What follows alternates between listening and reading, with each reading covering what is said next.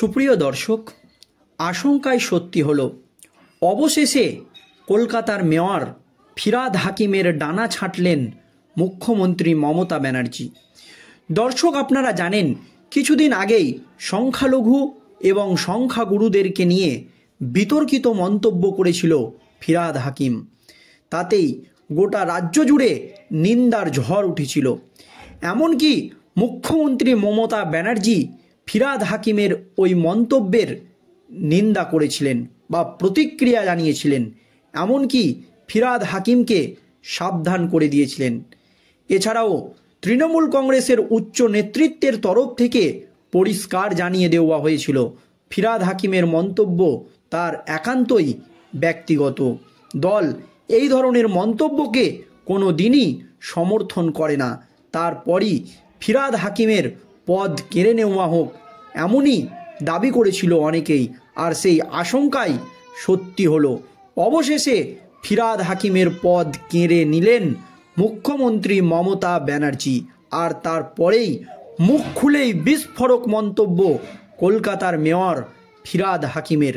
দর্শক, আপনারা জানেন সংখ্যালঘু এবং সংখ্যাগুরুদেরকে নিয়ে যে বিতর্কিত মন্তব্য করেছিলেন ফিরহাদ হাকিম, সেই মন্তব্যের জেরে পরিস্থিতি এতটাই খারাপ হয়ে যায় যে শেষ পর্যন্ত মাঠে নামতে হয় ফিরহাদ হাকিমের কন্যাকেও। তিনি বলেছেন যে বাবা যে সংখ্যালঘু এবং সংখ্যাগুরুদেরকে নিয়ে বিতর্কিত মন্তব্য করেছিলেন সেটা বোঝার অসুবিধা হচ্ছে বা মানুষের বুঝতে অসুবিধা হচ্ছে, বাবার মন্তব্যের ভুল ব্যাখ্যা করা হচ্ছে। কিন্তু তখনও পর্যন্ত দল কোনো কঠোর পদক্ষেপ নেয়নি। আর এবার কিন্তু ফিরহাদ হাকিমের ডানা ছেঁটে দিলেন মুখ্যমন্ত্রী মমতা ব্যানার্জি। তারপরই মুখ খুলেই বিস্ফোরক কলকাতার মেয়র ফিরহাদ হাকিম। ঠিক কি হয়েছে দর্শক দেখুন। ফিরহাদ হাকিমকে সরিয়ে দেওয়া হলো West Bengal housing infrastructure development কর্পোরেশনের দায়িত্ব থেকে। যে মুখ্যমন্ত্রী মমতা বন্দ্যোপাধ্যায় এই দায়িত্ব এবার নেবেন, এই খবর আগেই শোনা যাচ্ছিল অনেক জায়গায়। শুক্রবার সেই খবরেই সিলমোহর দিলেন স্বয়ং ফিরহাদ নিজেই। তিনি জানিয়েছেন এই বিষয়ে কোনো গুঞ্জন নেই, তাকে এই পদ থেকে সরানো হয়েছে। এটা মন্ত্রিসভার সিদ্ধান্ত। তবে রাজনৈতিক মহলে ইতিমধ্যেই গুঞ্জন শুরু হয়ে গিয়েছে যে সংখ্যালঘু এবং সংখ্যাগুরুদেরকে নিয়ে বিতর্কিত মন্তব্য করার জন্যই ফিরহাদ হাকিমের ডানা ছেঁটে দিলেন মুখ্যমন্ত্রী মমতা ব্যানার্জি। হিডকোর চেয়ারম্যান পদ থেকে ফিরহাদের অপসারণ নিয়ে প্রশাসন এবং শাসক দলের অন্দরে আলোচনা শুরু হয়েছে। এ প্রসঙ্গে মন্ত্রী বলেন, এটা মুখ্যমন্ত্রী মমতা ব্যানার্জির নিজের সিদ্ধান্ত। আমাকে দায়িত্ব দিয়েছিলেন, এখন উনি নিয়ে নিয়েছেন, এর মধ্যে কোনো গুঞ্জন নেই। এটা ক্যাবিনেটের মন্ত্রিসভার ডিসিশন, উনি কোনো কারণে নিশ্চয়তা নিয়েছেন। সাম্প্রতিক নানান ঘটনার প্রেক্ষাপটে অনেকেই হিডকোর চেয়ারম্যান পদ থেকে তার অপসারণকে ক্ষমতা খর্ব হিসাবে ব্যাখ্যা করেছেন। সেই প্রসঙ্গে ফিরহাদ বলেছেন, এটা মানে এটা নয় যে আমাকে সাইড করা বা সরিয়ে দেওয়া হয়েছে। আমি দলের অনুগত সৈনিক। দল যে কাজ দেবে, নেত্রী মমতা বন্দ্যোপাধ্যায় যেটা দেবেন সেটাই আমি মাথা পেতে নেব। আমি দলের প্রথম দিনের সৈনিক। রাজ্য মন্ত্রিসভার বৈঠকে ঠিক হয়েছে হিডকোকে পুর ও নগর উন্নয়ন দপ্তরের অধীনে আর রাখা হবে না, আনা হবে প্রশাসনিক সংস্কার এবং কর্মীবর্গ দপ্তরের অধীনে। যে দপ্তরে রয়েছে মুখ্যমন্ত্রী মমতা বন্দ্যোপাধ্যায়। প্রশাসনিক রীতি মেনে মমতাই হিডকোর চেয়ারপারসনের দায়িত্ব নেবেন বলে খবর। বাম আমলে হিডকো ছিল আবাসন দপ্তরের অধীনে। আবাসন মন্ত্রী হওয়ার সুবাদে সিপিএমের গৌতম দেব দীর্ঘদিন ছিলেন হিডকোর চেয়ারম্যান। মমতার শাসনের গোড়া থেকেই অবশ্য হিডকোকে পুর ও নগর উন্নয়ন দপ্তরের অধীনে আনা হয়েছিল। 14 বছর পরে ফের হিডকোর অভিভাবক বদলাচ্ছে। যে প্রশাসনিক সিদ্ধান্ত রাজনৈতিকভাবেও তাৎপর্যপূর্ণ বলে মনে করা হচ্ছে। সম্প্রতি আলিপুরের ধনধান্য প্রেক্ষাগৃহে একটি অনুষ্ঠানে সংখ্যালঘুদের জড়িয়ে ফিরহাদের একটি মন্তব্য নিয়ে বিতর্ক শুরু হয়ে যায় গোটা রাজ্য রাজনীতিতে।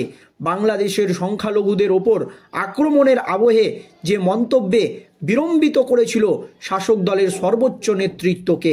সেই প্রেক্ষাপটে হিডকোর দপ্তর বদল ঘটানোর সিদ্ধান্ত শুধুই প্রশাসনিক সংস্কার নাকি এর সঙ্গে জুড়ে রয়েছে ফিরহাদের ক্ষমতা খর্ব করার বিষয়, তা নিয়ে ইতিমধ্যেই আলোচনা শুরু হয়েছে রাজনৈতিক মহলে।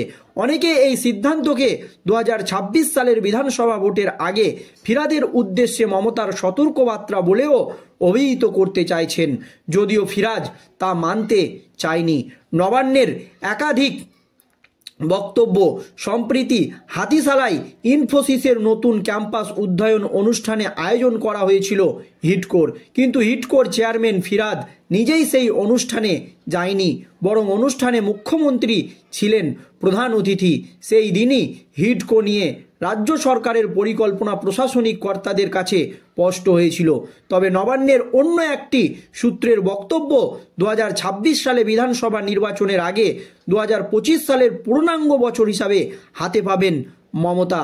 বছরের গোড়ায় 6 থেকে 5ই ফেব্রুয়ারি নিউ টাউনে অনুষ্ঠিত হবে বিশ্ব বাণিজ্য সম্মেলন। সেই সময় রাজ্যে বিনিয়োগ আনার ক্ষেত্রে হিডকোকে ব্যবহার করতে চান মুখ্যমন্ত্রী। তাই এবছর নয়া কৌশলে বিজিবিএস সাজানোর পরিকল্পনা নিয়েছেন তিনি। সেই পরিকল্পনার নীল নকশা হিসাবে তার এই পদক্ষেপ। তবে প্রশাসন এবং রাজনৈতিক মহলের অনেকেই আরও একটি প্রেক্ষাপটের কথা বলেছেন। তাদের বক্তব্য, হিডকো এই রদবদলের নেপথ্যে রয়েছে মন্দির রাজনীতি। একসময় পৌরমন্ত্রী হিসাবে তারকেশ্বরের মন্ত্রী এবং মন্দির এলাকা উন্নয়ন পরিদর্শনের চেয়ারম্যান ছিলেন ফিরহাদ। তা নিয়ে প্রশ্ন তুলেছিল বিজেপি। সে কথা এখনও মাথায় রয়েছে মুখ্যমন্ত্রীর। দীঘায় জগন্নাথ মন্দির তৈরি হচ্ছে হিডকোর পৌরোহিত্যে। সপ্তাহ দেড়েক আগে সেই কাজ পরিদর্শনে গিয়েছিলেন মমতা। আগামী অক্ষয় তৃতীয়ায় দীঘার ওই মন্দির উদ্বোধন হবে।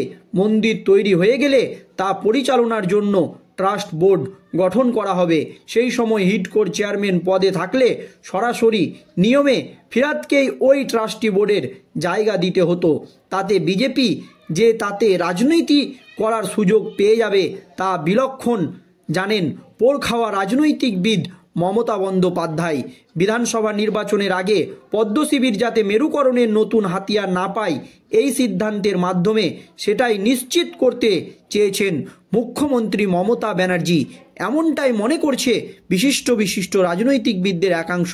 তবে ফিরহাদকে কেন সরিয়ে দেওয়া হলো তা নিয়ে প্রশ্ন রয়েই গেল।